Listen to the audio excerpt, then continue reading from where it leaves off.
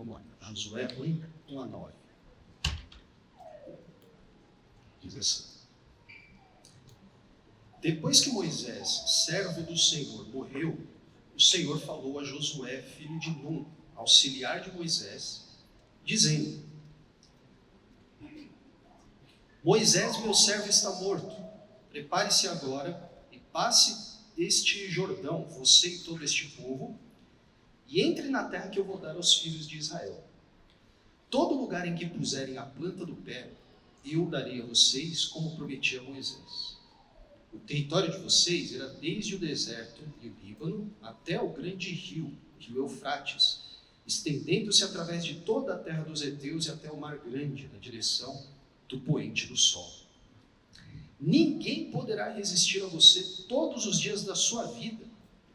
Assim como estive com Moisés, estarei com você. Não o deixarei, nem o abandonarei. Seja forte e corajoso, porque você fará este povo herdar a terra que, sob juramento, prometi dar aos pais deles. Tão somente seja forte e muito corajoso, para que você tenha o cuidado de fazer segundo toda a lei que o meu servo Moisés lhe ordenou. Não se desvie dela, nem para a direita, nem para a esquerda, para que seja bem-sucedido por onde quer que você andar. Não cesse de falar deste livro da lei, pelo contrário, medite nele dia e noite, para que você tenha o cuidado de fazer segundo tudo que nele está escrito, então você prosperará e será bem-sucedido. Não foi isso que eu ordenei? Seja forte e corajoso, não tenha medo, nem fique assustado, porque o Senhor seu Deus estará com você por onde quer que você andar. Aí vamos pular no capítulo 5, a gente vai ler do verso 13 ao verso 15. Passagem conhecida aí. Quando Josué estava perto de Jericó, levantou os olhos e olhou. E eis que se achava em pé diante dele um homem que trazia na mão uma espada. Josué se aproximou dele e perguntou: Você é dos nossos ou dos nossos adversários? Ele respondeu: Não sou nem uma coisa nem outra. Sou príncipe do exército do Senhor e acabo de chegar. Então Josué se prostrou com o rosto em terra e o adorou. Ele disse: Que diz meu senhor ao seu servo? O príncipe do exército do Senhor respondeu a Josué: Tire as sandálias dos pés, porque o lugar em que você está é santo. E Josué fez assim. Até aqui. Vamos orar mais uma vez? De ajuda de Deus de novo.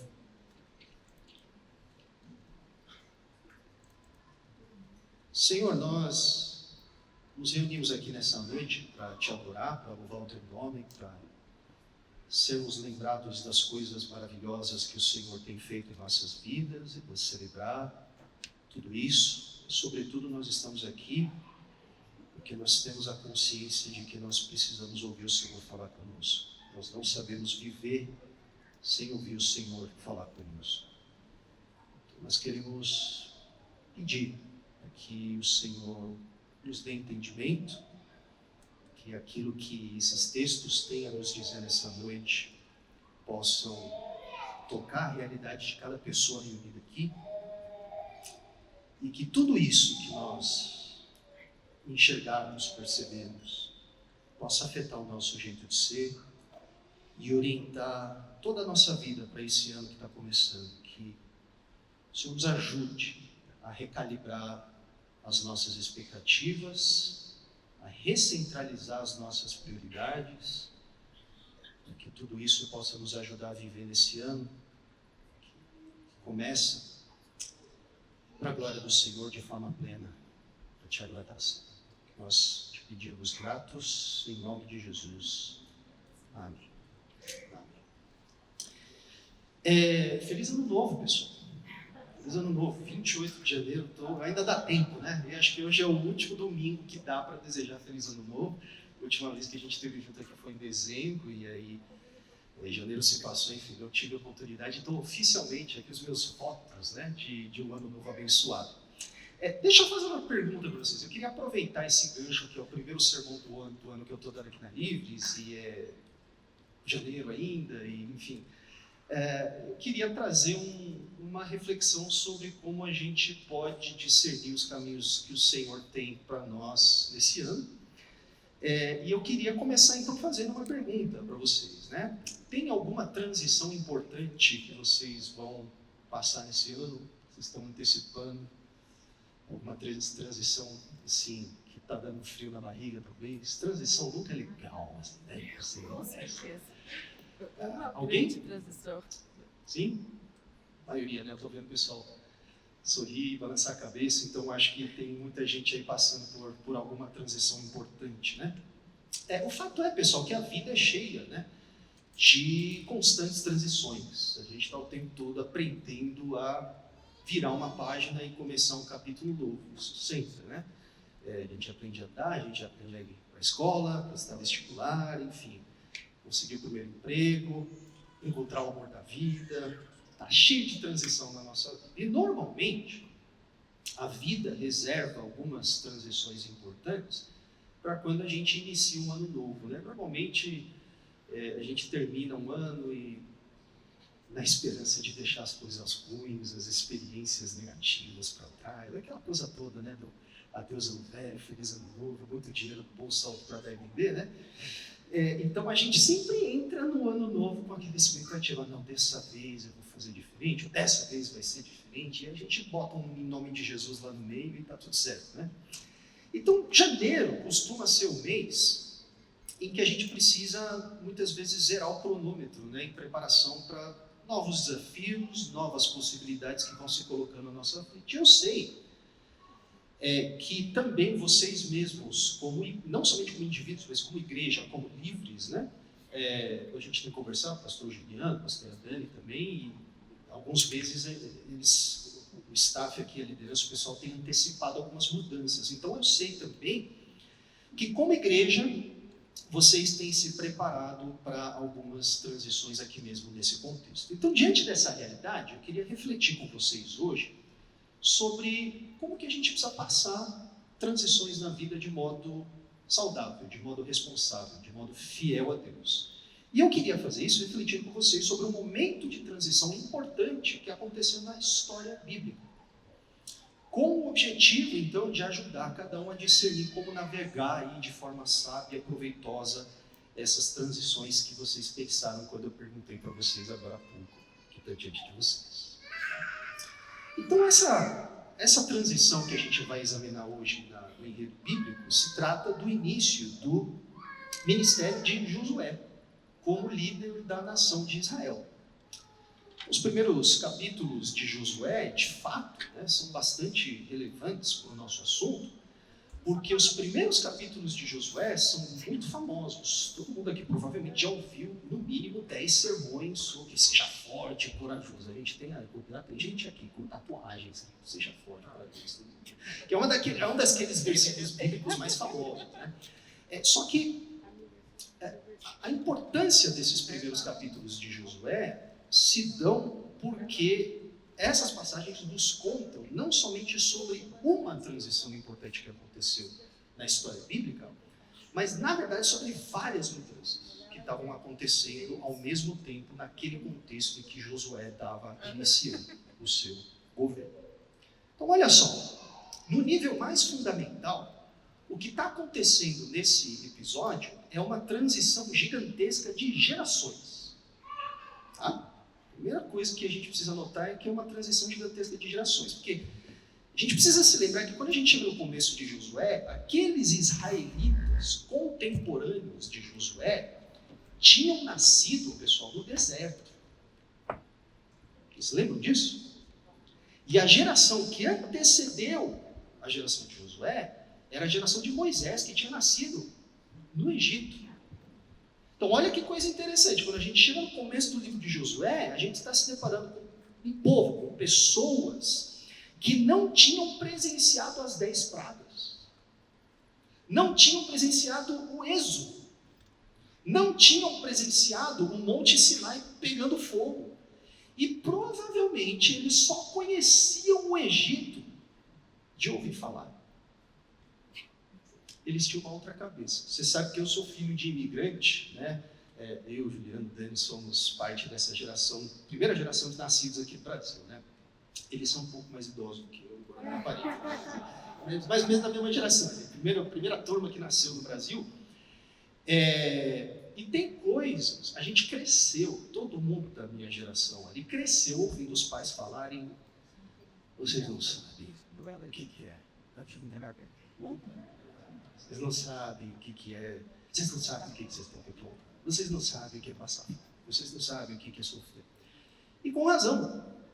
Porque a gente nasceu num outro contexto graças ao sacrifício deles. E essa geração de Josué nasceu com uma outra cabeça.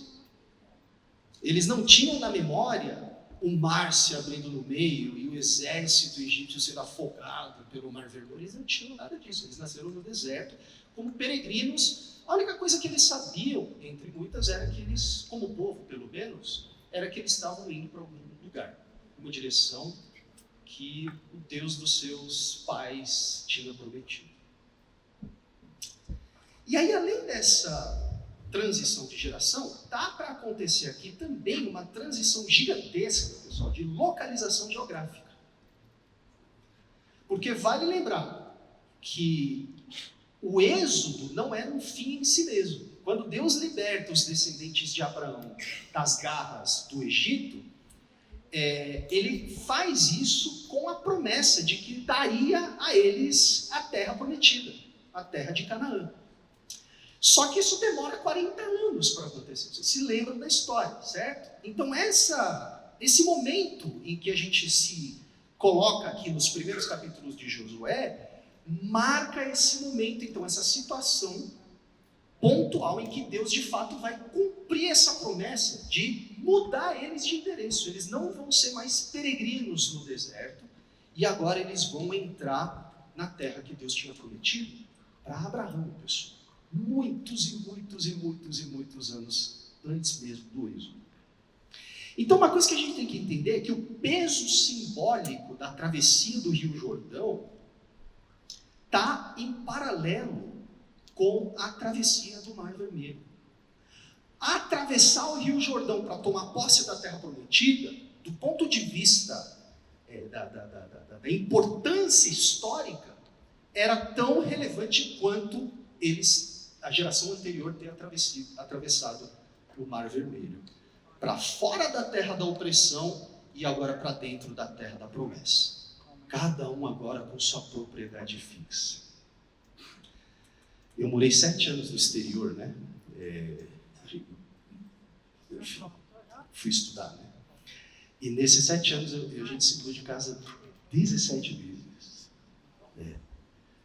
Se eu não der certo como professor e pastor, vou abrir uma empresa de mudança, que acho que vai dar certo. Mas eu tenho experiência nesse negócio. E uma dessas mudanças eu fiz sozinho.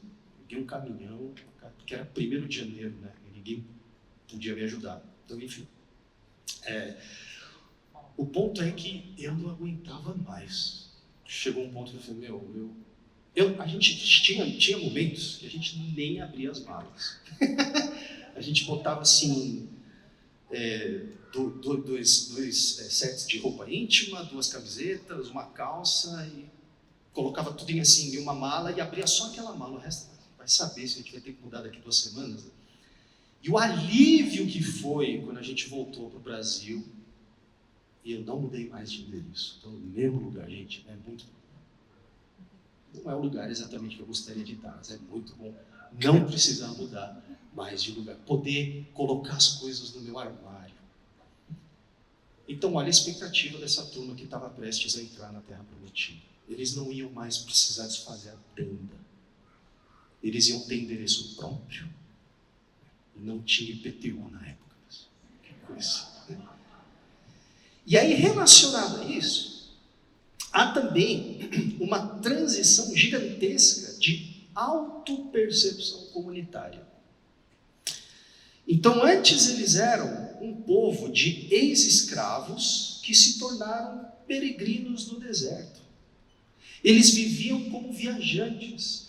A turma que nasceu no deserto, que fazia parte da geração ali liderada por Josué, o senso de identidade que eles tinham como comunidade, como povo, era de um povo itinerante, um povo viajante, um povo que peregrinava. A gente está aqui hoje, mas sabe lá para onde a gente vai estar amanhã quando essa nuvem levar a gente para tal lugar.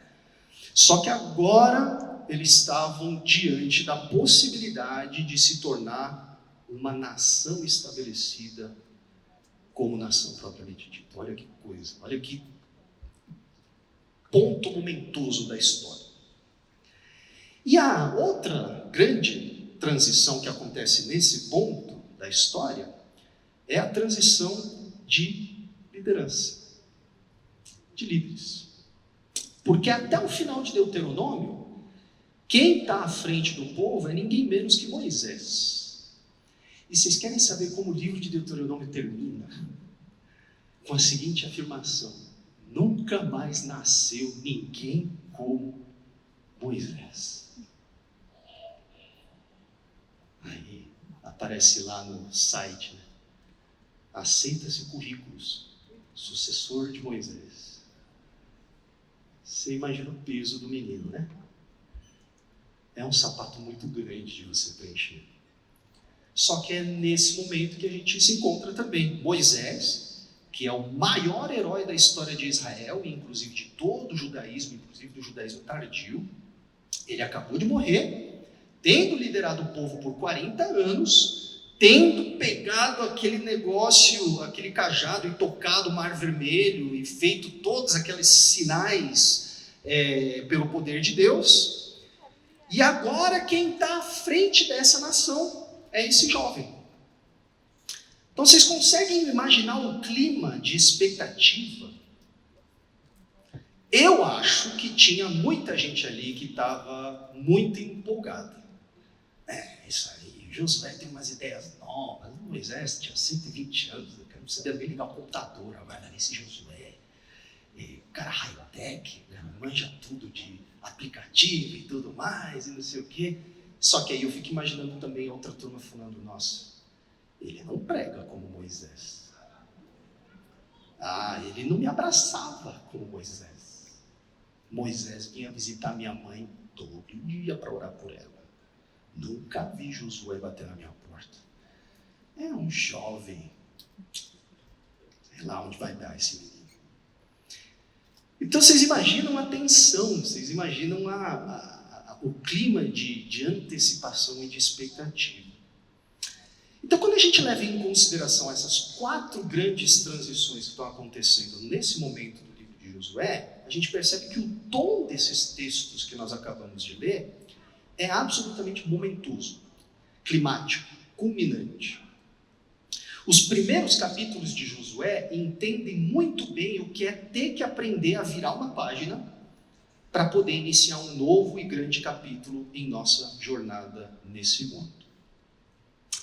E aí, nesse contexto, há no mínimo 3 coisas que nós podemos destacar a respeito das quais Deus instrui Josué e Israel e que eu acredito vão nos ajudar a responder aos nossos próprios desafios e transições desse ano que cada um precisa atravessar. 3 lições. Primeiro, Deus, quando vai explicar o que está para acontecer para Josué, ele vai localizar essa mudança do deserto para a terra prometida, colocando esse episódio dentro da história mais ampla da salvação do mundo, do universo, do cosmos. Isso fica nítido nos inúmeros paralelos que colocam Josué em continuidade com Moisés. É muito curioso isso, porque se fosse o meu nome no livro de Josué, se fosse o livro de Bernardo, eu ia ficar muito chateado com o narrador, ou com o cara que escreveu. Porque o livro de Josué, a primeira coisa que o cara vai falar é sobre Moisés. Depois que Moisés, servo do Senhor, morreu, se eu ler, você vai falar: pô, já falou de Moisés, cara, já deu. Hello? E a vez agora, né? Mas por que a narrativa faz isso? Porque a narrativa está cuidadosamente colocando aquilo que está para acontecer na vida de Josué em ampla continuidade com aquilo que aconteceu na vida de Moisés.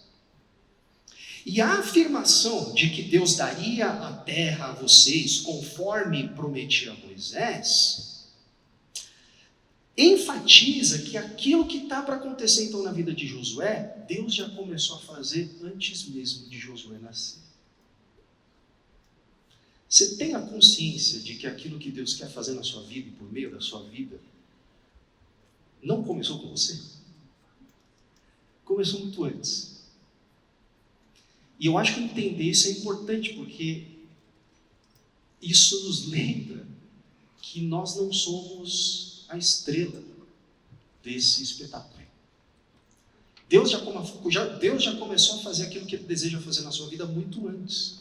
E antes mesmo de Moisés, na verdade, tudo isso está acontecendo em cumprimento àquilo que Deus tinha prometido a Abraão, aos patriarcas. Então isso significa, pessoal, que esse ponto de virada crucial que está acontecendo na história do povo de Deus, na verdade, diz respeito não somente à vida de Josué, mas antes de tudo, às ações de Deus na história, em toda a história da humanidade e do mundo. Então as transições que nós passamos na vida, e de fato toda a nossa participação na história de Deus, não dizem respeito primordialmente a nós, ao nosso sucesso, aos nossos objetivos, aos nossos sonhos, às nossas metas, à nossa felicidade. Muito embora tenha muito pregador que tente convencer você disso, mas não é isso. Você não é o assunto, Josué não era o assunto, nem Moisés era o assunto era Deus. O assunto era aquilo que Deus já tinha começado a fazer muito antes de Josué existir. Muito antes de você existir. Muito antes de você tomar essa decisão muito importante na sua vida, Deus já estava traçando os seus propósitos na história.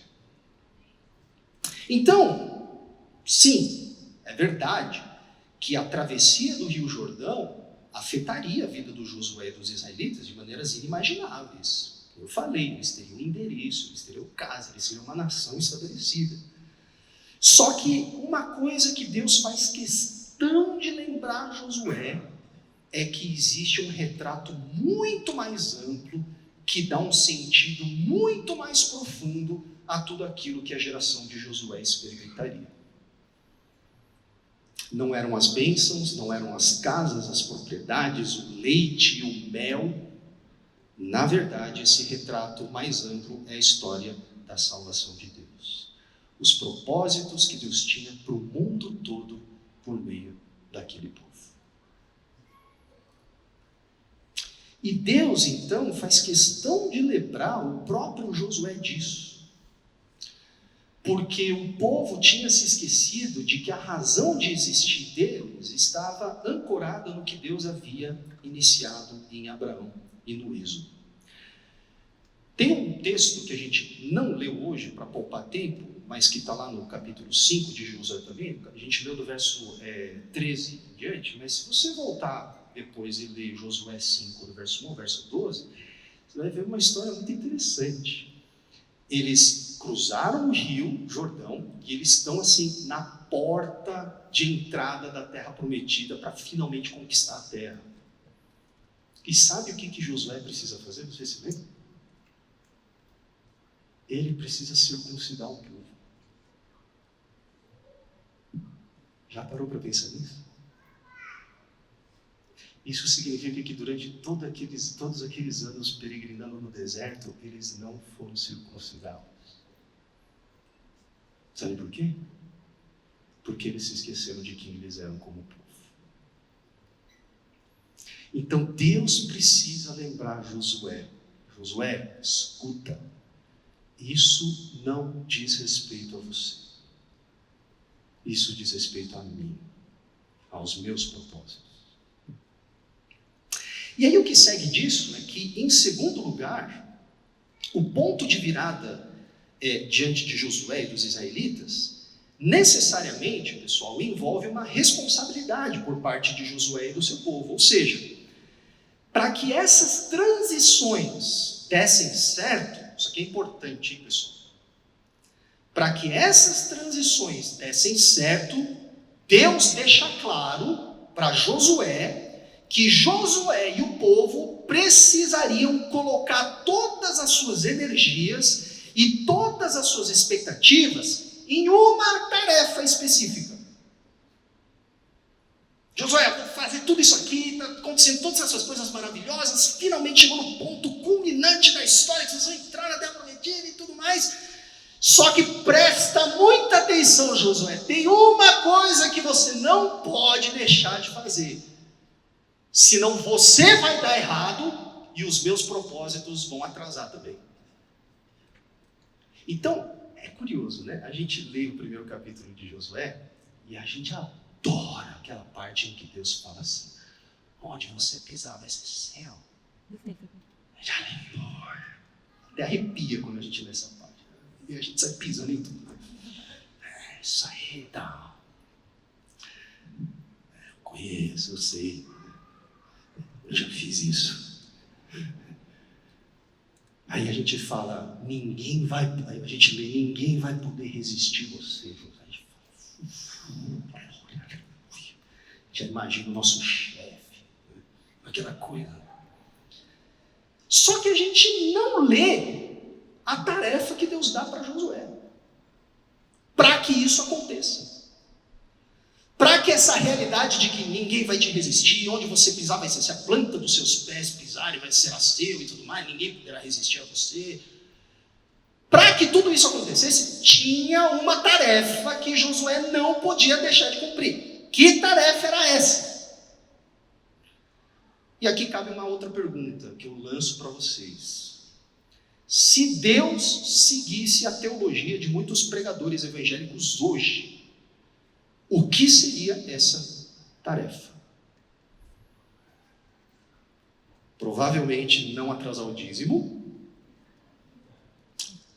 ou numa versão um pouco mais chique, que tem a versão chique da teologia da prosperidade hoje, né? Que fala de potencializar as suas possibilidades, acreditar em você mesmo, siga o seu próprio coração e declara em nome de Jesus que tudo vai dar certo.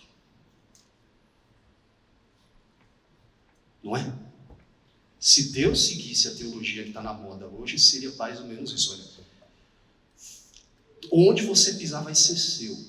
Tão somente acredite em você mesmo. Anda com o peito aberto. Porque loser é que anda assim. Você tem que andar com o peitão aberto. Você tem que chegar nos ambientes e mostrar que você é o vencedor do lugar. Entendeu? Potencialize as suas possibilidades. Libere o seu destino. Só que olha que coisa curiosa, meus irmãos. Não sou eu que estou dizendo, é o texto. Olha que coisa curiosa. Não é nada disso que Deus diz para Josué. Deus nunca diz para Josué que o sucesso dele dependeria da confiança que Josué teria nele mesmo. A única instrução, que Deus dá para Josué, nesse momento absolutamente crucial da história, é que todas as forças de Josué devem ser investidas onde? Na fidelidade à lei do Senhor. É a única tarefa que Deus dá para Josué. Então, o primeiro capítulo de Josué é bastante famoso, né, por essa ênfase que o texto coloca sobre a ordem que Deus dá a Josué no verso 6, seja forte e corajoso. E aí a gente está acostumado a fazer teologia assistindo filme da Marvel e tal, e acha que ser forte e corajoso agora é o seu incrível Hulk, né? Hulk é Marvel? Ou é DC? É Marvel, né? Hulk e tal. Homem-Aranha, vamos lá, sou invencível, William Wallace, né? E de fato, pessoal, deixa eu só esclarecer. Para liderar Israel na conquista da terra prometida, Josué precisaria, sim, de muita força e de muita coragem.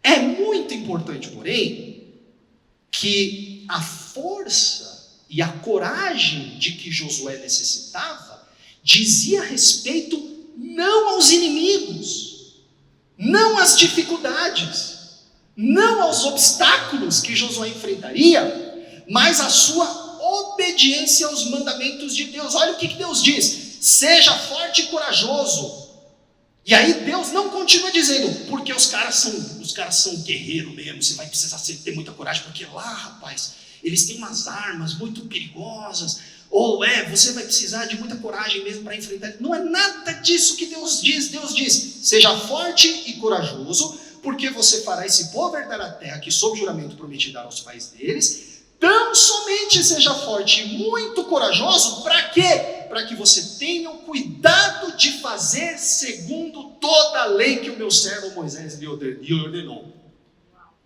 E aí, como se não bastasse, Deus deixa ainda mais específico. Não se desvie dela, nem para a direita, nem para a esquerda, para que aí sim você seja bem sucedido por onde quer que você andar. Não cesse de falar deste livro da lei.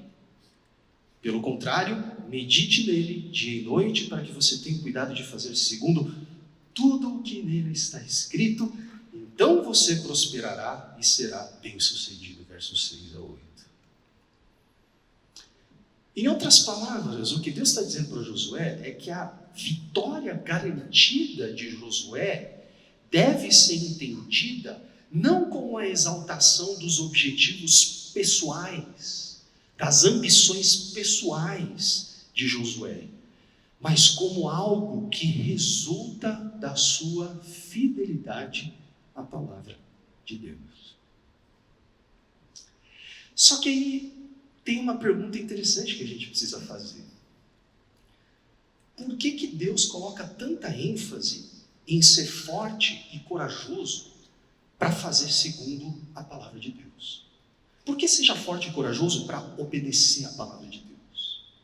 Por que o sucesso de Josué, ou seja, o cumprimento da promessa que Deus tinha feito a Abraão de dar a terra ao seu povo, por que tudo isso dependia de Josué ser forte e corajoso para guardar a lei do Senhor? Sabe por quê? Porque em momentos críticos como esse, principalmente de transições como essas, a maior tentação, o maior perigo não são as adversidades, os adversários ou as dificuldades. A tentação, a maior tentação, o maior perigo é de a gente começar a achar que são os nossos planos que estão em jogo e não os planos de Deus. E aí você arrega. Você prefere seguir o seu próprio caminho. Você começa a confiar na sua sabedoria. Você começa a confiar na sua estratégia. Você começa a confiar na sua inteligência. Você começa a confiar nos seus contatos. Você começa a confiar na influência que você tem. Você começa a confiar em qualquer coisa que não é a força e a sabedoria do Senhor. Então, o maior perigo que Josué enfrentaria não eram os inimigos, não eram as dificuldades envolvidas na conquista da terra. O maior perigo que Josué enfrentaria era a tentação de fazer as coisas do seu próprio jeito. O maior perigo que Josué enfrentaria era de se esquecer de que esse ponto crítico da vida de Josué estava, na verdade, relacionado a um ponto crítico na história da salvação de Deus.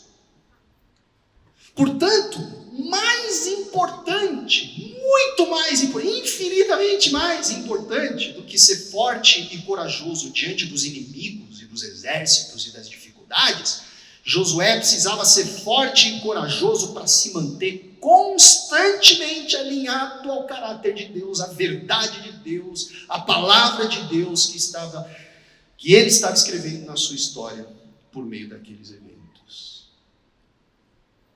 E sabe quem foi o cara mais forte e corajoso da história? Não foi Putin. Não foi Júlio César. Foi Jesus de Nazaré no deserto, quando estava morrendo de fome, e o tentador falou: usa o seu poder para matar a sua fome. Ele falou: não, porque está escrito: nem só de pão vive o homem, mas de toda a palavra que sai da boca de Deus. Graças a Deus que ele foi forte e corajoso. Porque ele foi forte e corajoso, nós podemos estar aqui. Ele venceu por nós. Assim, pessoal, a promessa que Deus dá, que é acompanhada dessa importante tarefa de ser forte e corajoso para guardar a palavra, é a de que o próprio Deus estaria com Josué e com o seu povo. Olha que coisa bonita. Depois de tudo isso, Deus diz: não foi isso que eu ordenei? Seja forte e corajoso. E aí olha a segurança que Deus dá para Josué. Não tenha medo, nem fique assustado, porque o Senhor, seu Deus, estará com você por onde quer que você andar. E aqui de novo, ele não diz assim: não tenha medo, nem fique assustado, porque se você der o dízimo certinho, você não vai sofrer nada, nunca. As adversidades vão fugir de você. Não é isso que Deus fala para Josué. Ele diz: você vai passar perrengue, mas eu vou estar com você. E é isso que importa. Se eu estou com você, está tudo certo. Não tenha medo. Então, a expectativa que Josué e os israelitas são chamados a ter é de que o próprio Deus o acompanharia e realizaria a vontade dele no meio e por meio deles. Em outras palavras, pessoal, a vitória que Josué e os israelitas experimentariam e a vitória que Deus quer dar para cada um de nós nas muitas transições que passaremos nesse ano, não depende de nós, mas depende dessa realidade simples, mas basilar, de que Deus nos acompanha. O nosso sucesso depende da presença de Deus conosco. E porque depende da presença de Deus conosco, até o nosso sucesso ganha um novo significado. Nem sempre aquilo que você acha que é sucesso. Porque não adianta nada você entrar na Terra Prometida sem a presença de Deus. Você quer isso? Vai lá, vai sozinho. Eu não vou com você. Josué não iria também, e muito menos Moisés. Então, pessoal, muito longe de ser esse slogan, sabe, triunfalista, que alimenta o nosso narcisismo, essa afirmação de que o Senhor estará com você por onde você andar, é a garantia de que os planos de Deus serão concretamente cumpridos, conforme Josué aprende a ser forte e corajoso para guardar fielmente a palavra de Deus. Vocês estão percebendo que tudo é sobre Deus? Tudo é sobre a vontade de Deus. Tudo é sobre os propósitos que Deus tem de salvar o mundo. Deus quer nos abençoar. Mas abençoar a gente não é problema para Deus. O problema para Deus é fazer a gente ficar útil para alguma coisa nas mãos dele. E é isso que Deus quer.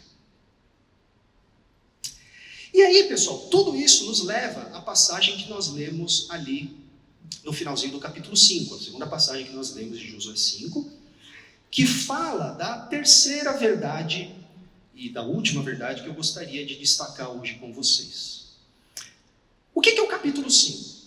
Desde o capítulo 1, Moisés e os israelitas se prepararam para entrar na Terra Prometida. Então, quando a gente chega no capítulo 5, a gente de fato está no momento em que eles já deixaram o Rio Jordão para trás. Lembra que a travessia do Rio Jordão equivale em termos de importância teológica à travessia do Mar Vermelho. Então eles já passaram o Rio Jordão, estão na boca do gol. Só falta chutar direito e fazer o gol, certo? Então é um momento absolutamente culminante aqui. E aí, o pessoal provavelmente estava afiando as espadas. Estavam ajustando as... arco e flecha, acho que não existia nessa época. Mas estava lá, nem espada, né? Mas estava afiando os instrumentos. Estava amarrando o cadarço. Estava treinando para entrar, né, na terra e combater e tudo mais. Gostaram dos meus movimentos aqui? Ensaiei bastante. Estavam lá se preparando, juntando pedras, afiando, afiando estilingue é bom, né? Calibrando estilingue e tudo mais. Então eles estão prontinhos para entrar em campo.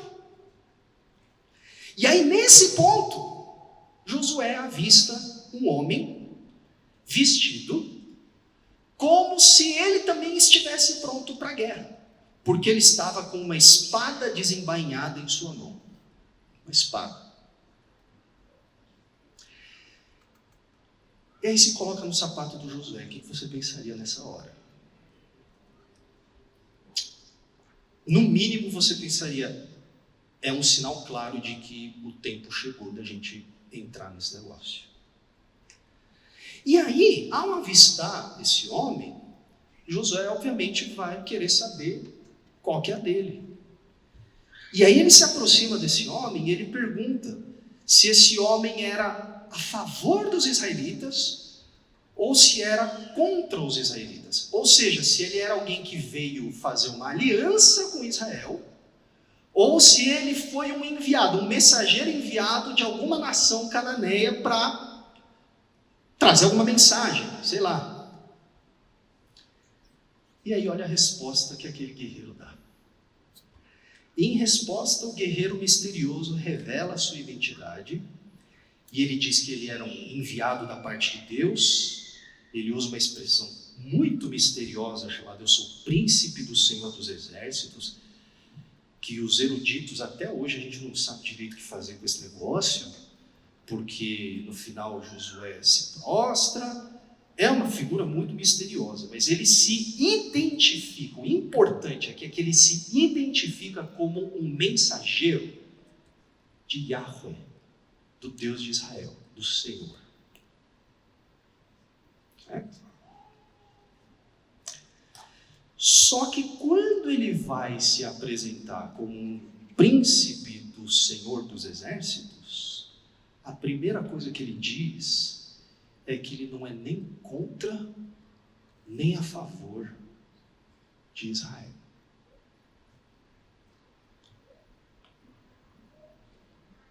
Se eu chegasse para você hoje e dissesse que Deus não é nem contra e nem a favor da igreja evangélica brasileira, como você se sentiria? Esse cara é um comunista infiltrado, né? Um satanista disfarçado de teólogo. Mas olha o que Deus, o anjo do Senhor, diz para Josué. Josué pergunta: você é dos nossos ou dos nossos adversários? Aí a primeira coisa que ele diz no verso 14 é: não sei nem uma coisa nem outra. Sou príncipe do exército do Senhor e acabo de chegar. Ponto final. Como assim? Yahweh não tinha se revelado como Deus de Abraão, Isaac e Jacó? Ele não tinha se revelado como Deus de Israel?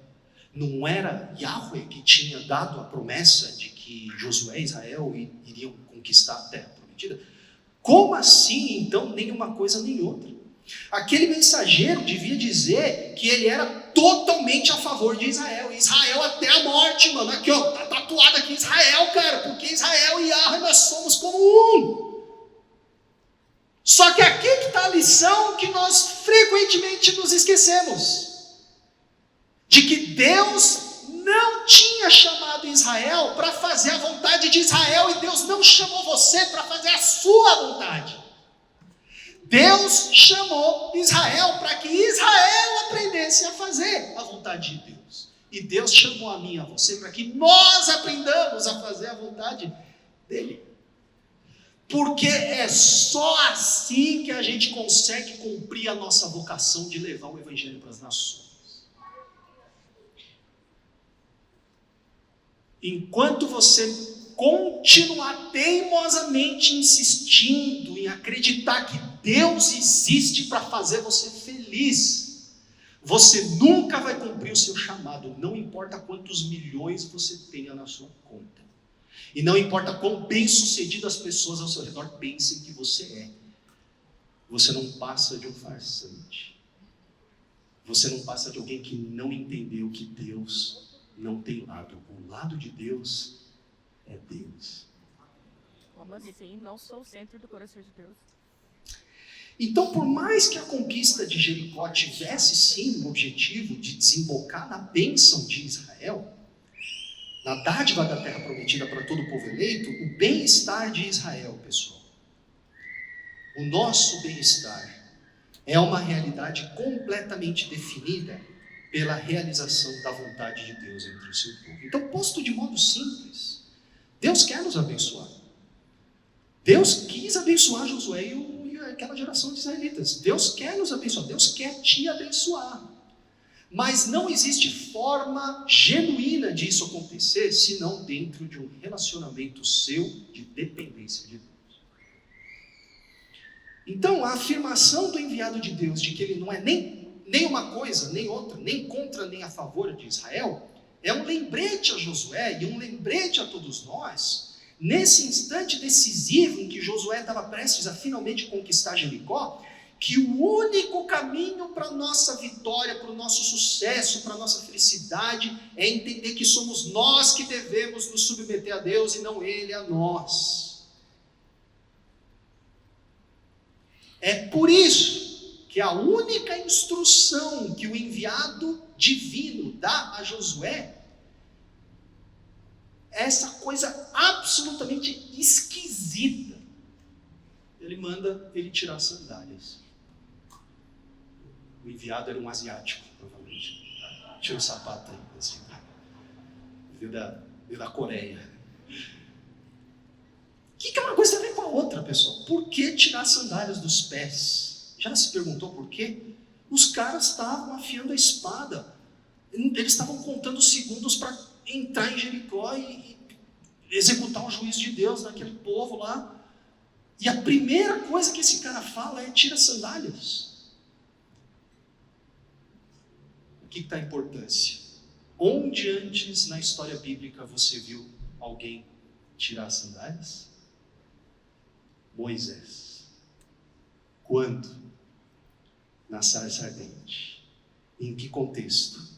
No contexto em que Deus aparece pela primeira vez. Eu estou todo arrepiado.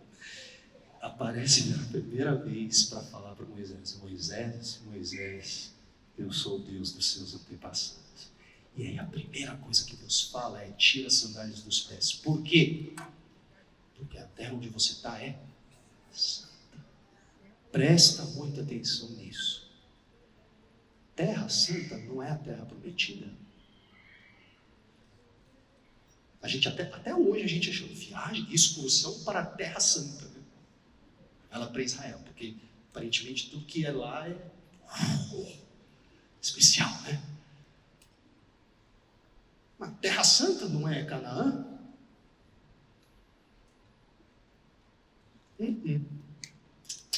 Não é.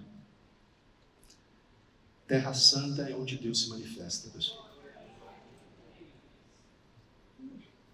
Pode ser no meio do deserto, se Deus está lá, aquele lugar é terra santa. E Deus chama de terra santa um lugar antes de Jericó. O que Josué faz? Ele tira as sandálias, e o contexto aqui é de reverência, de adoração. Então, a terra prometida, pessoal, para onde Deus estava levando o seu povo, nunca seria santa de verdade se eles não entendessem antes que o que torna o lugar santo não é o lugar, mas a manifestação da presença de Deus. E Deus explica isso para Josué antes de Josué entrar na terra, chamando um lugar antes, fora da terra, como terra santa. Então o mensageiro vem lembrar Josué que aquela batalha só poderia ser vencida no contexto de uma percepção muito clara por parte de Josué de que se a presença de Deus não for com eles, eles não podem fazer nada, e de que, portanto, aquilo que era o mais importante de Josué fazer era tirar as sandálias e adorar. Então o povo de Deus, essa é a terceira coisa que esses textos nos ensinam aqui. O povo de Deus, antes mesmo de vencer, é chamado a adorar. E independentemente se vai vencer, o povo de Deus é chamado a adorar. O povo de Deus, os evangélicos, querem vencer a qualquer custo. A gente tem visto aí. Não vou falar de novo com vocês, porque já é a 10ª vez que a gente fala dessas coisas aqui. Vocês devem estar enjoados já. Não, o problema é esse. A gente quer vencer sem Deus. A gente quer vencer sem a cruz. A gente quer vencer com as sandálias nos pés. A gente quer vencer sem adorar esse Deus que é santo. A gente quer vencer do nosso jeito. Mas esse cara diz, eu não sou nem contra nem a favor de vocês. Tira a sandália dos pés. Esse é o lugar em que você tem que estar. É você que tem que decidir do lado de quem você está, não Deus. O que então a gente pode tirar de tudo isso? Primeiro, pessoal, o mesmo Deus de Josué é o meu Deus e o seu Deus, é o nosso Deus. E assim como Josué foi chamado a participar da história da salvação do mundo, nós fazemos parte dessa mesma história. Então nessa noite nós precisamos nos recordar desse ponto, porque como os israelitas, nós também sofremos de uma amnésia aguda, quando o assunto é o caráter de Deus e a nossa vocação como povo dele. A primeira adversidade que vem, a gente se esquece que a gente foi chamado a ser fiel a Deus. E tudo bem, a adversidade, vamos passar, Deus está comigo, mas eu não vou abrir mão da minha fidelidade a Deus. Já logo espernei e começo a correr atrás de outras estratégias. Nossas circunstâncias podem até ser bem diferentes da de Josué, mas o fato é que muitas vezes nós somos colocados em pontos de virada semelhantes. Porque de alguma maneira Deus ainda está trabalhando em nossas vidas para nos abençoar e abençoar o mundo por meio de nós. Só que num nível mais fundamental, é imprescindível que nós nos lembremos de que as transições pelas quais nós passamos, e de fato toda a nossa história, não somente as transições, essas transições fazem parte da história mais ampla, mais gloriosa e mais significativa que Deus está escrevendo por meio de nós. Então a primeira coisa que eu queria que vocês se lembrassem é de interpretar essas transições que vocês estão passando nesse ano a partir dessa perspectiva de que Deus ainda está escrevendo a história dele no mundo. Só que essa história é dele, não é sua. Não atrapalha. Eu o tempo todo eu olho no espelho e falo, Bernardo, fica na sua, não atrapalha. Faço mesmo. Não atrapalha. Segundo, já que toda transição importante acontece porque o nosso bem último está atrelado ao cumprimento dos planos de Deus na história, isso significa, pessoal, que as circunstâncias que nos acometem, sejam as agradáveis ou as desagradáveis, também não dizem respeito a nós, mas sobre o agir de Deus em e por meio de nós. Você já se pegou falando assim, por que essas coisas só acontecem comigo? Já? Encheu direto. Mas por isso também, mas não está aqui em profundidade, essas coisas só acontecem com a gente. Você sabe que isso é um pouquinho de narcisismo, não? É porque no fundo a gente acha que diz respeito a gente, mas não diz. A nossa história diz respeito àquilo que Deus está fazendo em nós e por meio de nós. Essa é a pergunta. A pergunta não é por que isso acontece sempre comigo, toda hora comigo. A pergunta é o que o Senhor está realizando na minha vida por meio disso? E por meio da minha vida por meio disso? É por isso, pessoal, que nem sempre transições são confortáveis, porque elas nos chamam ao crescimento, à confiança, à maturidade. Então, em última instância, tanto os obstáculos como também as possibilidades que nós atravessaremos nesse ano, em última instância, sempre vão cooperar para o bem de todos nós que amamos a Deus e fomos chamados segundo o seu propósito. Vamos usar as palavras de Paulo aqui em Romanos 8:28. Nada será desperdiçado nas mãos de Deus para fazer de nós mais parecidos com Cristo. Portanto, a pergunta que as passagens que nós lemos hoje nos convidam a fazer, diante das muitas coisas que a gente está antecipando para esse ano, não dizem respeito tanto aos resultados que nós esperamos, mas ao que Deus deseja nos ensinar sobre Ele mesmo. A expectativa que você tem que ter dessas transições não são essencialmente os resultados, mas aquilo que Deus vai mostrar dele mesmo para você ao longo do processo. E terceiro, pessoal, porque tudo isso é sobre Deus, nós podemos ter a certeza absoluta de que não estaremos sozinhos. Ele vai estar conosco em todo momento. Antes, durante e depois de qualquer travessia que a gente precisar fazer. Consequentemente, pessoal, as passagens que nós lemos hoje nos dão a convicção ainda mais forte de que nós não somente devemos, mas nós podemos com alegria sermos fortes e corajosos para confiar na palavra de Deus.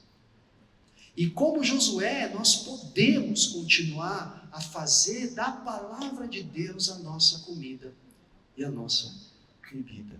Você não precisa se amedrontar diante das circunstâncias que te aguardam pela frente. Um passo de cada vez, pequeno ou grande, mas tão somente se mantenha firme naquilo que Deus já nos instruiu por meio das Escrituras.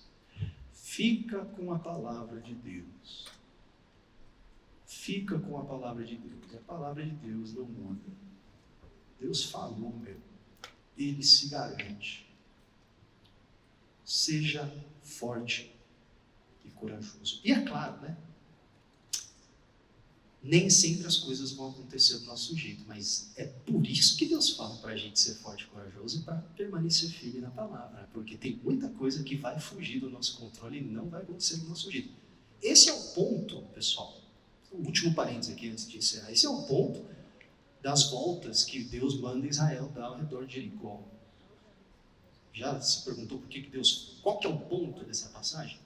Não é porque, nossa, Livres tem que comprar um estádio, mas não tem dinheiro, então vamos lá, todo mundo vai Livres, dá 7 voltas, que na verdade no total são 13, porque são 7 voltas são nos dias, mais, né? Lembra? Isso eu também já fiz. Cara, prédio novo, tá? Fica lá dando 7 voltas, parece um pouco, né? Mas qual que é o ponto? Qual que é o ponto? O ponto é que a gente só entra na terra prometida quando a gente confia no jeito de Deus. O ponto é esse. Não tem explicação as voltas que o povo dá ao redor de Jericó. A explicação é essa. É do meu jeito. E o curioso é isso, eles não precisam sacar espada nenhuma vez. Deus faz tudo.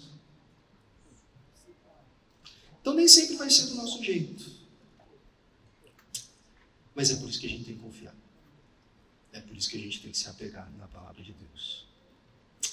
Então, eu gostaria de encerrar lendo mais uma vez as palavras que o Senhor disse a Josué, os versos 6 a 9 do capítulo 1. Pode ser? Josué 1, 6 a 9. Seja forte e corajoso, porque você fará este povo herdar a terra que sob juramento prometi dar aos pais deles. Tão somente seja forte e muito corajoso, para que você tenha o cuidado de fazer segundo toda a lei que meu servo Moisés lhe ordenou. Não se desvie dela, nem para a direita, nem para a esquerda, para que seja bem sucedido por onde quer que você andar. Não cesse de falar deste livro da lei. Pelo contrário, medite nele dia e noite, para que você tenha o cuidado de fazer segundo tudo que nele está escrito. Então você prosperará e será bem sucedido. Não foi isso que eu ordenei? Seja forte e corajoso. Não tenha medo, nem fique assustado, porque o Senhor, seu Deus, estará com você por onde quer que você andar. Que essa seja a nossa motivação ao longo desse ano, meus irmãos, independente das transições pelas quais nós tivermos de passar. Amém? Vamos curvar nossa cabeça mais uma vez? Vamos orar? Senhor, coloca os nossos olhos, nosso foco e a nossa energia naquilo que é mais importante. Aquilo que é mais importante é a Tua palavra, a Tua verdade, a revelação do Senhor normativa, suprema, autoritativa, infalível das Escrituras. Faça de nós um povo que é forte e corajoso em todo momento para seguir os teus conselhos. Porque nós sabemos que por meio disso o Senhor há de cumprir o teu bom propósito por meio de nós. É tudo sobre o Senhor. É tudo sobre o Senhor. Então recebe as nossas vidas mais uma vez. Em nome de Jesus. Amém.